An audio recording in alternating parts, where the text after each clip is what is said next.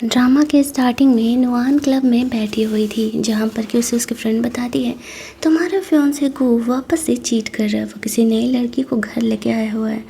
नुआन को इन बातों से फ़र्क नहीं पड़ रहा था, बट वो सोचती है कि वो खुद को क्यों ही बचा के रखे। जब वो क्लब में आए तो क्यों ना यहाँ पर एक मस्त बंदे के साथ थोड़ी मौज मस्ती की जाए। सामने एक बंदा बैठा हुआ था, वो काफ़ी हैंडसम था। नुआन उसे नहीं जानती थी और वो उसे जाकर के उसके साथ नाइट स्पेंड करने के लिए ऑफ़र करती है। ये इस कहानी का हीरो हुओ था। तो वो कुछ सोचने के बाद नुआन को हाँ कह देता है। हालांकि वो नुआन को जानता था, लेकिन नुआन हुओ को नहीं पहचान रही होती है। वो सोचती है बंदा हॉट है तो उसे इस बात का रिग्रेट नहीं रहेगा कि उससे अपना फर्स्ट टाइम एक स्ट्रेंजर को दे दिया। और वो दोनों उसी क्लब के कमरे में जाकर के एक दूसरे के साथ इंटीमेट होते हैं। नुआन यहाँ पर हो को पैसे दे करके जा रही होती है। वो उसे कहता है तुम्हें नहीं लगता है कि हम दोनों को एक दूसरे से कनेक्टेड होना चाहिए वापस मिलने के लिए। नुआन कहती है वन नाइट स्टैंड से दोबारा कौन ही मिलता है, तुम्हारी सर्विस अच्छी थी, दैट्स वाई मैं तुम्हें तुम्हारे सर्विस के पैसे ट्रांसफ़र कर रही हूँ, दोबारा मिलने के बारे में सोचना भी मत। ये कह के वो वहाँ से चली जाती है। वो का सेक्रेटरी आता है और बताता है कि उसके कज़न ब्रदर अपनी फियांसे से मिलाने के लिए उसे बुला रहे हैं और ग्रैंडफादर भी बुला रहे हैं। वो जाने का डिसाइड करता है। आगे जो होने वाला था वो तो नुआन ने सोचा ही नहीं था। नुआन फ्लैट पर जाती है जहाँ पर कि इस तरीके से गू और वो साथ में रहा करते थे फैमिली के साथ। सामने यहाँ पर नुआन देखती है कि इस बार वाली लड़की अलग है। तभी वो लड़की यहाँ पे नुआन के सामने आती है और पूछती है कि तुम कौन। नुआन कहती है मैं इस फ्लैट की ओनर हूँ, ये लो एंटी प्रेगनेंसी पिल खा लेना, अगर कहीं प्रेग्नेंट हो गई तो ज़्यादा पंगा हो जाएगा। वो लड़की कहती है कि मैं और गो एक दूसरे से प्यार करते हैं और वो मुझसे शादी भी करेगा। वो हंसते हुए कहती है पिछली बार जब ये बात किसी लड़की ने बोला था ना तो उसके बाद वो गायब भी हो गई थी। तभी वहाँ पर गो आता है। वो इतने सालों से नोटिस कर रहा है कि पिछले मतलब 8-9 सालों से तो वो दोनों एक दूसरे से एज ए फियांसे तो कनेक्टेड है, फिर भी नुआन को कोई फ़र्क नहीं पड़ता वो किसी के साथ रहे। उसे कहती है कि एक्चुअली मैं तुम्हारी रेस्ट डिस्टर्ब नहीं करना चाहती थी, बट यहाँ पे ग्रैंडफादर ने बुलाया है, तुम्हारे अंकल आए हुए हैं मिलने के लिए। गो उस लड़की को जाने के लिए बोल करके फैमिली से मिलने के लिए जाने लगता है। वो लोग वहाँ पर जाते हैं। गो की मॉम भी यहाँ पर आई हुई थी। नुआन जब आती है तो हुओ को देख करके शौक हो जाती है। हुओ तो कल रात वाला ही बंदा था। वो यहाँ पर नुआन को थोड़ा सा छेड़ रहा होता है। नुआन बेचारी काफ़ी ऑकवर्ड सिचुएशन में थी और सोच रही होती है कि वो गो के अंकल के साथ इंटीमेट कैसे हो सकती है, उसकी किस्मत इतनी ख़राब कैसी हो सकती है। एक्चुअल में वो पहले हुआ से मिले थे 10 साल पहले, लेकिन अचानक से हुआ 10 सालों के लिए गायब हो गया था। दैट्स वाई वो जब सामने आया तो वो उसे पहचान नहीं पाया। सब साथ में खाना वाना खा रहे होते हैं और वो यहाँ पर अंडर द टेबल नुआन का हाथ पकड़ करके बैठा हुआ था।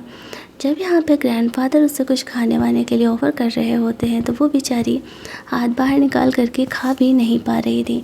गो को डाउट होता है क्या चल रहा है, तो वो यहाँ पर नुआन के लिए उसे लोटस के बीज तोड़ करके लाने के लिए कहता है, जो कि नुआन को बहुत ही पसंद था। और ये उसे जानबूझ कर वो ऐसा करने के लिए भेजता है ताकि यहाँ पर जो है वो उसे और नुआन को अंडर द टेबल फ्लर्ट करते हुए नहीं देख पाए। ग्रैंडफादर उसे कहते हैं कि अच्छा हुआ जो तुम चाइना वापस आ गए, अब तुम भी शादी वादी के बारे में सोचो, क्योंकि यहाँ पर गो और नुआन की शादी तो मैं जल्दी ही कराने वाला हूँ। नुआन उठ करके वॉशरूम जाती है तो वो उसके पीछे पीछे आता है। वो कहता है तो तुम सच में गो से शादी कर रही हो। वो कहती है हाँ, लग तो यही रहा है। तो वो गुस्से में आकर के नुआन को किस करने लगता है और इधर गो वॉशरूम के बाहर खड़ा था, वो नुआन को बुला रहा था। वो उसे जाने ही नहीं दे रहा होता है। नुआन उस पर गुस्सा कर रही होती है। वो उसे कहता है कि तुम उससे शादी मत करो, वो उसके लायक नहीं है। 10 साल पहले नुआन का एक्सीडेंट हुआ था उसकी मॉम के गुजरने के बाद, तो गो के ग्रैंडफादर ने ही उसे पाल पोस करके बड़ा किया था और उसी समय से वो उसे छोड़ करके चला गया था। नुआन उसे अंदर वॉशरूम में छुपने के लिए कहती है और बाहर निकल जाती है ताकि गो को डाउट मत हो कि वो हुओ के साथ अंदर थी। आफ्टर दैट जब अपने घर पहुंचती है तो नुआन के फादर पूछ रहे होते तो तुमने गो की मॉम से बात की शादी की? वो कहती है हाँ बात तो की है, लेकिन बदले में वो कह रही है मेरी मॉम का जो थ्रेटर है वो मुझे डाउरी में देंगी, तब फिर वो 60 मिलियन का डाउरी देने वाली। 60 मिलियन के नाम पे तो वो लोग तैयार हो जाते हैं। वैसे भी वो थ्रेटर कुछ खास कर नहीं रहा था। तो उसके डैड को सोचने के बाद नुआन को उसकी मॉम का वो थ्रेटर वापस देने के लिए तैयार हो जाते हैं, और नुआन यही तो चाहती थी। इसी वजह से वो गो के साथ एंगेज होने के लिए रेडी हुई थी। वो अपनी मॉम के इस मुखौटे को देख रही होती है, जिसको कि हेड पर पहन करके मुकुट को वो डांस परफॉर्म किया करती थी। तभी नुआन को पता चलता है कि एक बंदा है जो कि ऐसे सेम बना सकता है।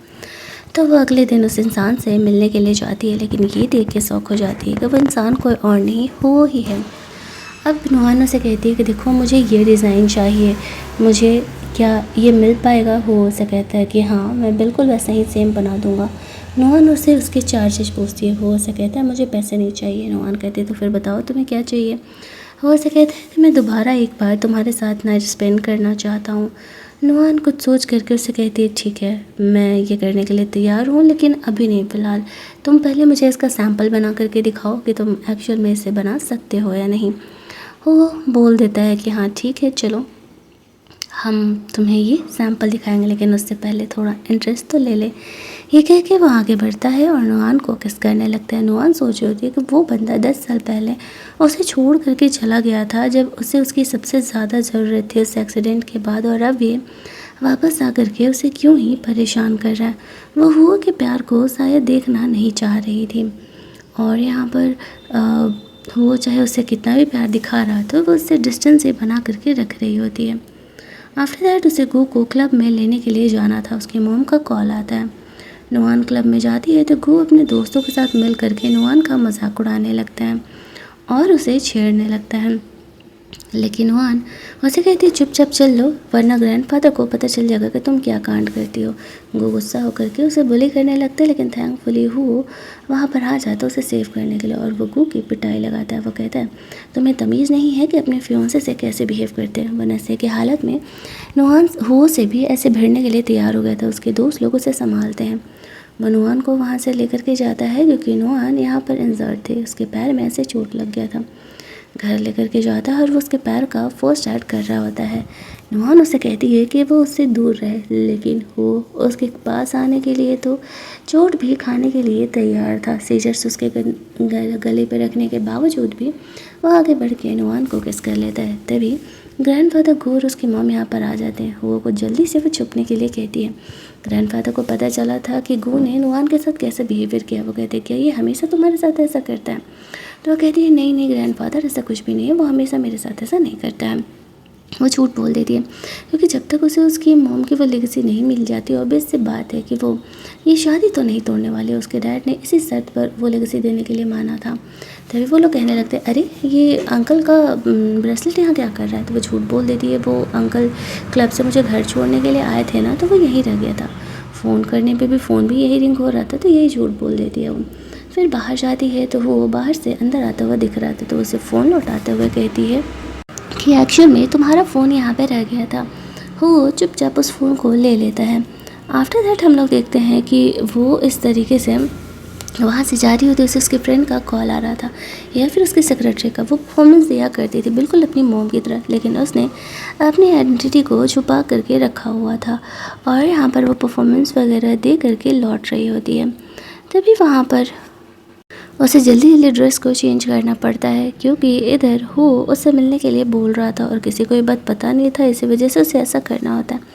आफ्टर दैट वो यहाँ पर नुआन को उसके उस मुकुट का ये सैंपल दिखाते हुए कहता है कि देखो ऐसे ही तैयार होगा। वो ये देख के काफ़ी खुश हो जाती है। वो बिल्कुल सेम था उसकी मॉम की तरह, कोई भी पहचान नहीं पाएगा। और फिर वो यहाँ पर नुआन को उसे अपने साथ एक पार्टी में चलने के लिए बोलता है। तो नुआन इस चीज़ के लिए रेडी हो जाती है उस इनविटेशन में आने के लिए। उसे लगा था कि वो इंटरेस्ट के नाम पर उसे किस मांग रहा है, लेकिन वो उसके बदले में तो पार्टी में आने के लिए बोल रहा था। नुआन यहाँ पर शर्माने लगती है। पार्टी का ड्रेस खरीदने के लिए वो अपने शॉप में जाती है जहाँ पर कि वही ऑनर है, ये बात किसी को पता नहीं था। तभी वो हुओ को देखती है। उसे ऐसा लगता है कि हुओ यहाँ पर किसी लड़की के लिए ड्रेस लेने के लिए आया हुआ है। नुआन से वो पूछता वो यहाँ क्या करिए, तो नुआन कहती है ऑब्वियसली मैं ड्रेस लेने के लिए आई हुई हूँ। फिर यहाँ पर नुआन से ही पूछता है कि बताओ कौन से मटेरियल से मैं ड्रेस बनवाऊँ। तो वो बता रही होती है और साथ ही में यहाँ पर वो उसी के बॉडी से पेन साइज़ का ड्रेस बनवा रहा होता है 3-4। नुआन को लगता है बिल्कुल मेरी जैसी लड़की इसे कहाँ मिल गई है भला, और वह जानबूझ के वो को महंगा फैब्रिक बता रही होती है ताकि थोड़े पैसे वो 60 मिलियन में जमा कर सकें। नुआन भी यहाँ पर उनमें से एक ड्रेस पसंद करती है और वो ड्रेस ट्राई करने के लिए चेंजिंग रूम में चली जाती है, जहाँ पर कि वो उसके पीछे पीछे उसका हेल्प करने के लिए आता है। नुआन उस पर गुस्सा करते हुए कह रही थी कि पब्लिक प्लेस है और वो ऐसा बिहेवियर नहीं कर सकता। वो हंसते हुए कहता है मैं कर क्या रहा हूँ, मैं तो बस तुम्हारा हेल्प कर रहा हूँ ये ड्रेस डिसाइड करने में। तुम यही ड्रेस पहन करके तो कल पार्टी में आने वाली हो ना। नुआन के मन में जेलसी था, दैट्स वाई वो कुछ बोलती नहीं है। फिर अगले दिन वो के घर पार्टी में पहुंचती है, जहाँ पर कि सब पूछ रहे होते हैं कि क्या ये नुआन उसकी गर्लफ्रेंड है। तो वो बोलता है कि अरे नहीं नहीं, ये तो मेरे मतलब कज़न बदरगू की फियांसे है। सब नुआन के ड्रेस की काफ़ी बड़ाई कर रहे थे। लड़कियां भी यहाँ पर आकर के नुआन से पूछने लगती है जब वो लोग देखती है कि वो हो के क्लोज है तो कि हो को क्या पसंद है क्या नहीं पसंद है।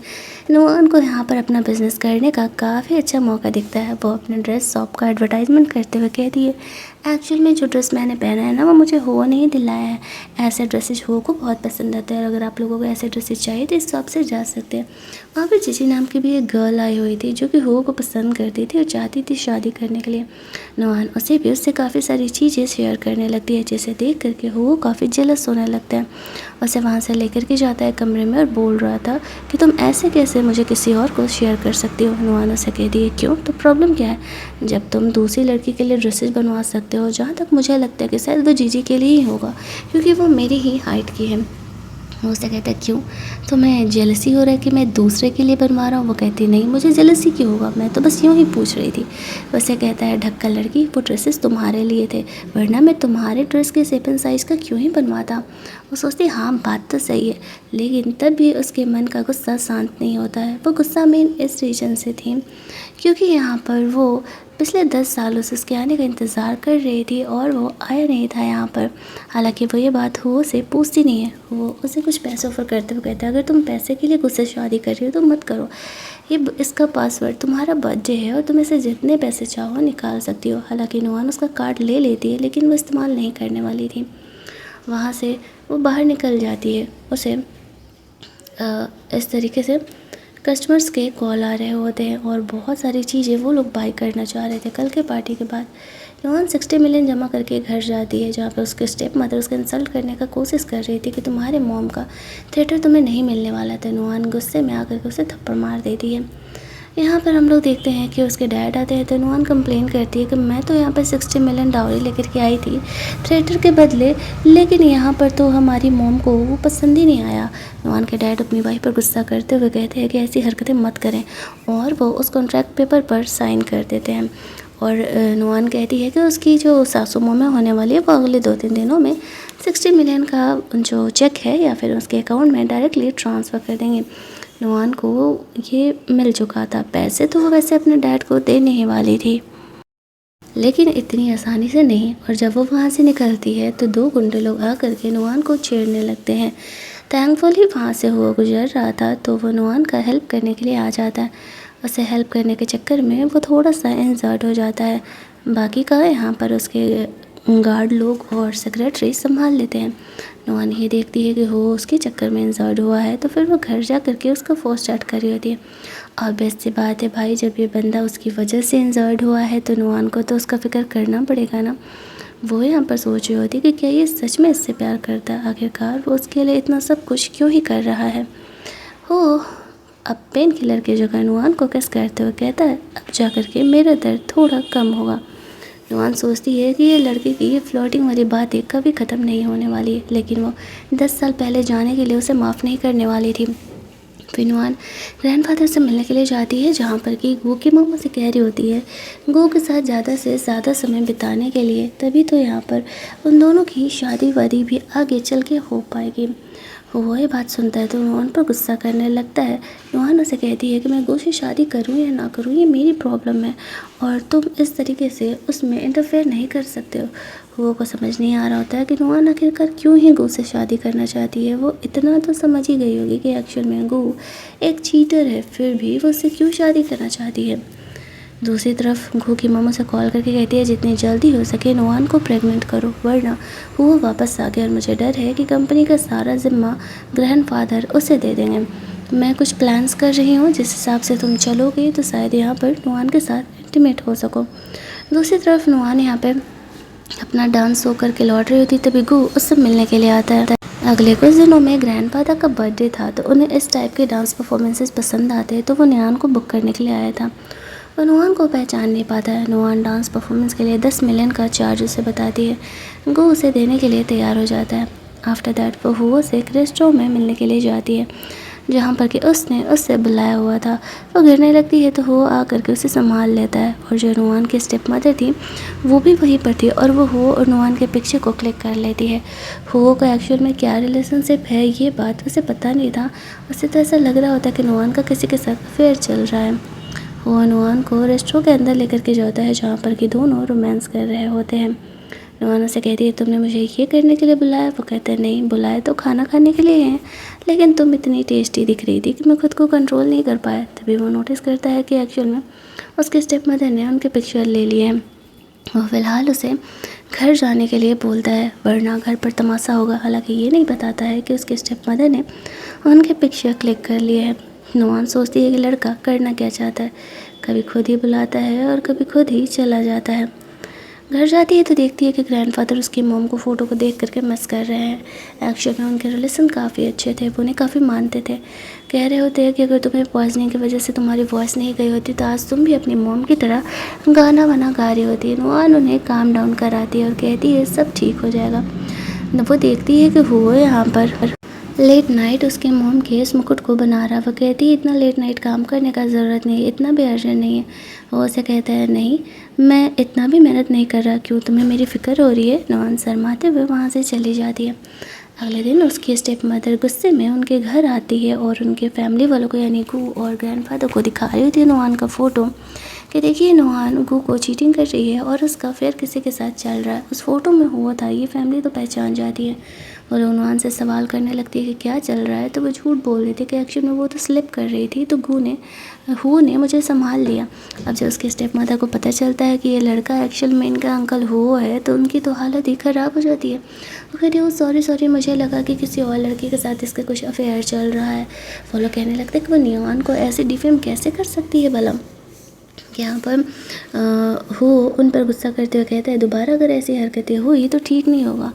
यहाँ पर जो उसकी स्टेप मदर थी वो चाह रही होती है कि नुआन और गू की शादी टूट जाए और उसकी बेटी से उसकी शादी फिक्स हो जाए, तभी तो वो लोग और अमीर हो पाएंगे।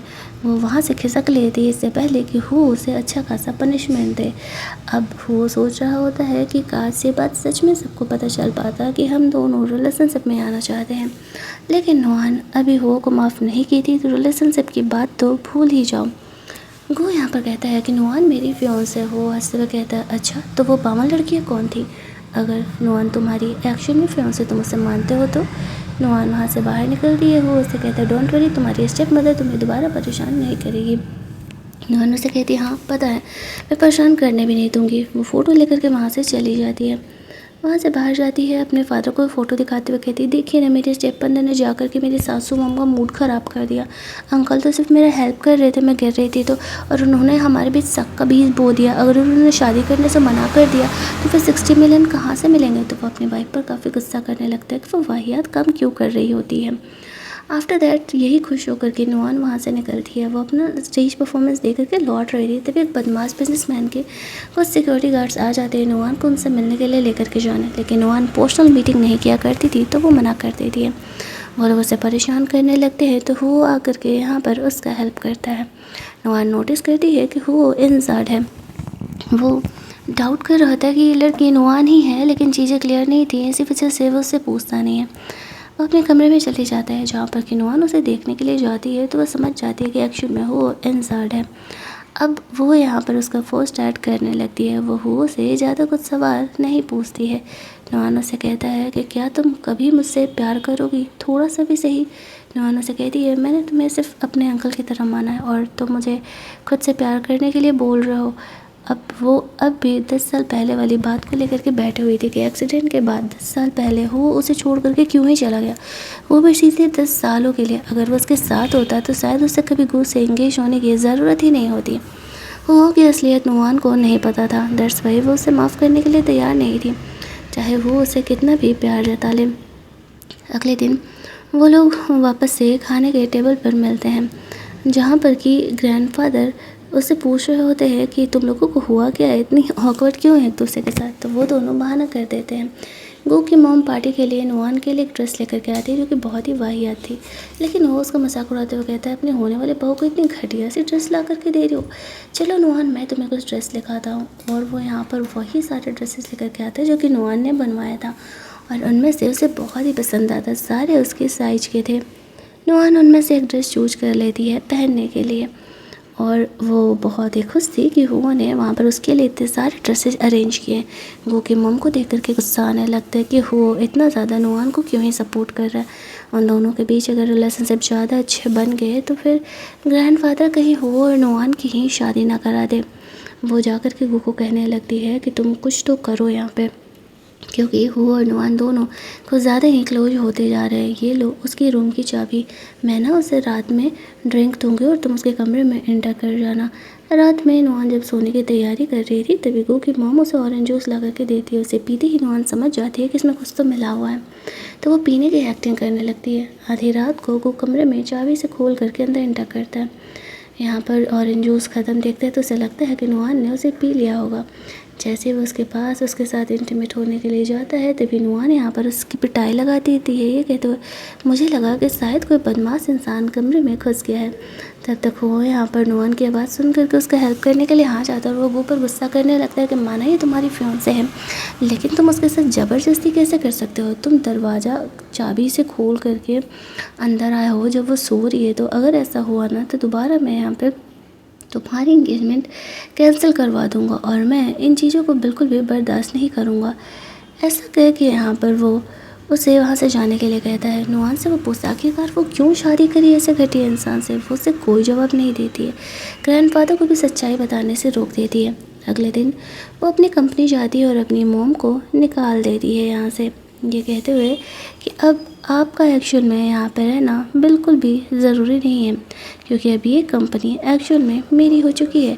उसके फादर जानते थे, उन्होंने कॉन्ट्रैक्ट साइन कर दिया, तब उसके स्टेप मदर को उसके पोजीशन से हटना ही पड़ता है। नुआन अभी कंपनी संभाल रही थी, उसके डैड को कोई लॉस का बिजनेस नहीं दिख रहा था, वैसे भी कंपनी लॉस में ही जा रही होती है। दूसरी तरफ हम लोग देखते हैं कि गो की मम्मा से कह रही होती है कि तुमने गो का कंप्लेन ग्रैंडफादर से कैसे किया। इस बात पर नुआन से कहती है मुझे मेरी मॉम की लेगेसी मिल गई है, तुम्हें क्या लगता है मैं तुम्हारी नौटंकियों को झेलने वाली हूँ, चलो हटो यहाँ से, मेरे पास तुमसे बहस करने का कोई टाइम नहीं है। और अगर मेरा कंप्लेन तुम लोगों ने ग्रैंडफादर से करने का कोशिश किया तो जो तुम्हारे बेटे ने पिछले इतने सालों में 52 लड़कियां बदली हैं ना, सारे ग्रैंडफादर के पास चली जाएंगी। तो फिर सोच लो यहाँ पर तुम्हारा क्या होगा। लेकिन ये बातें ग्रैंडफादर सुन लेते हैं। जैसे वो इन बातों को सुनते हैं बेचारी की तो तबीयत ही ख़राब हो जाती है, और उन्हें जल्दी जल्दी हॉस्पिटल लेकर के जाना पड़ता है, जहाँ पर कि ग्रैंडफादर की ख़राब तबीयत का जिम्मेदार नुआन खुद को मान रही होती है। लेकिन वो उसे समझाते हुए कहते इसमें तुम्हारी क्या गलती थी, आज नहीं तो कल ग्रैंडफादर को पता ही चलने वाला था।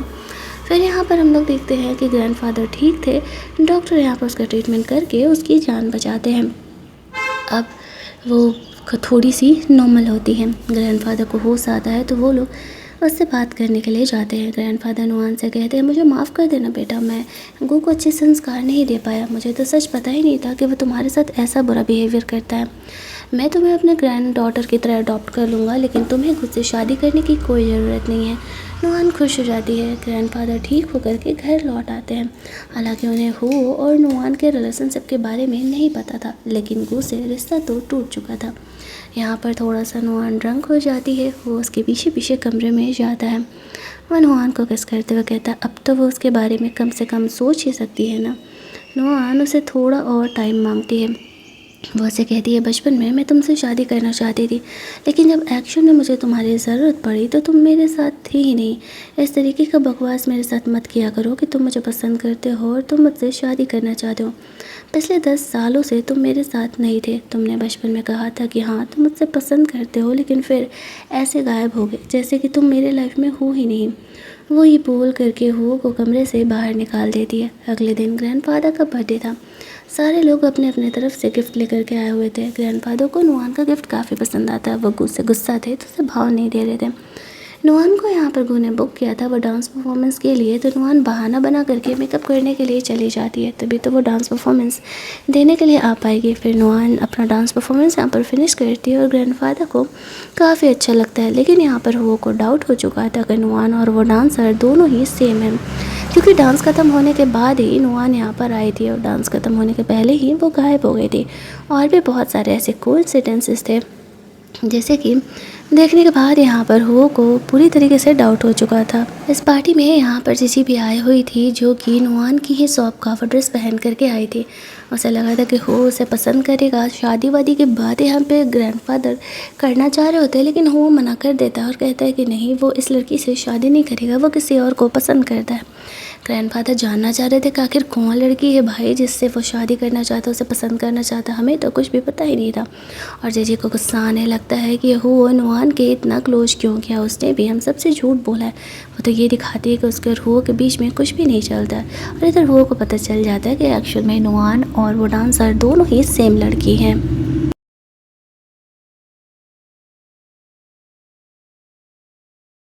अगले दिन ही जीजी वो ड्रेस लेकर के नुआन के शॉप पर पहुंच जाती है, कहने के लिए कि ड्रेस बहुत ही घटिया है।